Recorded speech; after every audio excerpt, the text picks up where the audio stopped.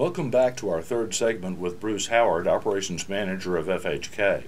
Bruce, one of the things we were just discussing was the necessity of accounting students bringing a broad range of knowledge of financial products into their sphere of expertise. Is that right? That's absolutely right. Very, very important. As we go forward in this profession, it's going to be more and more incumbent upon the student to invest time in learning, understanding, realizing the significance that all the various financial aspects of a company have impacting them. Accountants, over time have been more historians, but as we go through, we are evolving into predictors, and in order to do that, you have to make sure you take the time to embrace these concepts and learn to be broad, collaborative, and expansive in your knowledge. One of the things that internal audit is focused on is risk management. And today, for example, you used to be in the refining business. Well, there are multiple financial products that help firms manage risk that involve derivatives, futures, and even options. Does your firm encounter this with some of your clients? The demographics of our clients really are not involved in such complicated business models that they have that. No, I can't say we do. But I will say that the industry should not be afraid to continue to offer those products. You're exactly right. In a business like refining or any type of commodity-driven business, there's going to be price risk, there's going to be inventory risk, and these vehicles that you mentioned are very valuable to use in that.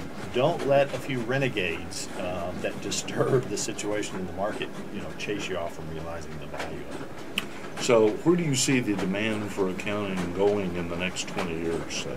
I think the demand's going to stay. It will stay where it is, increase. It'll be ever increasing. The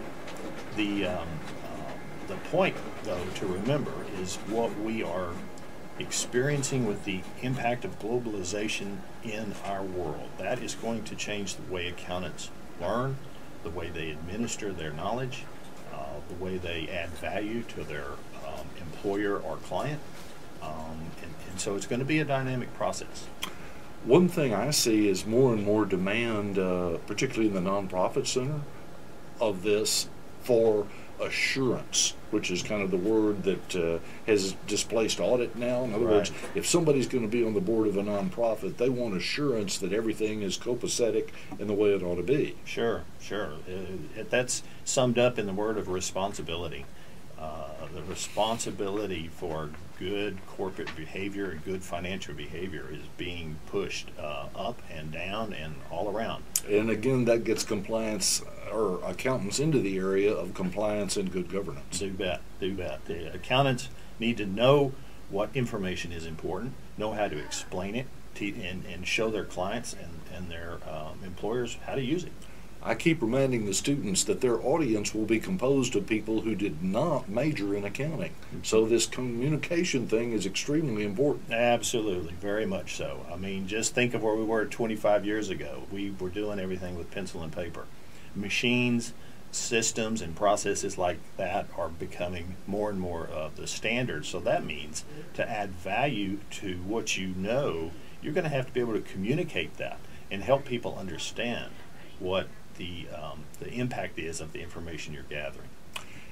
Finally, you mentioned globalization. Another professor and I here are looking at doing a paper on the impact of the widening of the Panama Canal on, Corpus Christi, Houston, the Golden Triangle area there in Beaumont, and coming right up the way to San Antonio. I think that's going to impact us here too. Very big news. A lot of people don't know about that, but that would be a very fascinating thing. I think it's going to have a wonderful impact on our Gulf Coast.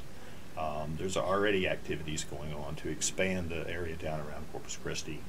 It's going to build, and I've already read this in some publications, it's going to build another super economic zone. We'll see it from our coastline all the way to Dallas.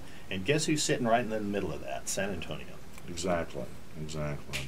And it looks like this shale gas thing is going to result in the export of some gas from Texas. Absolutely. I've heard of that. Some LNG facilities are already being drafted and drawn up. The one that'll come on stream first, I understand, is over at Sabine Pass, and it's probably will be the first one to start exporting. But the world's changing, and we as accountants have to change with it so that we can be there to serve the purpose we have over all these years. Very good. Bruce will be speaking to our accounting students here and other business students about the importance of nonverbal communication, and we're looking forward to what he has to say. Bruce, thanks for stopping by. Thank you very much. Good to be here.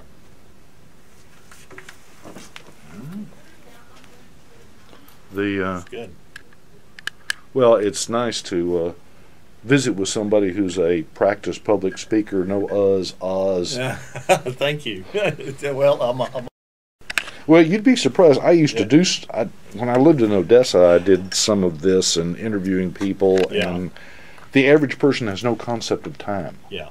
They get, you put a camera on them, and you go, you have to stop. You say, look, we've only got 30 seconds here for the whole 30 seconds. It all started on a small ranch in South Texas. Yeah, and you go, yeah, come on. And when I was 4, God. Exactly. Oh, that's great. I was set up the risk management operations for Tesoro. I was one of the first ones to trade on the NYMEX for them, and I traded the options. We did, the crude oil futures,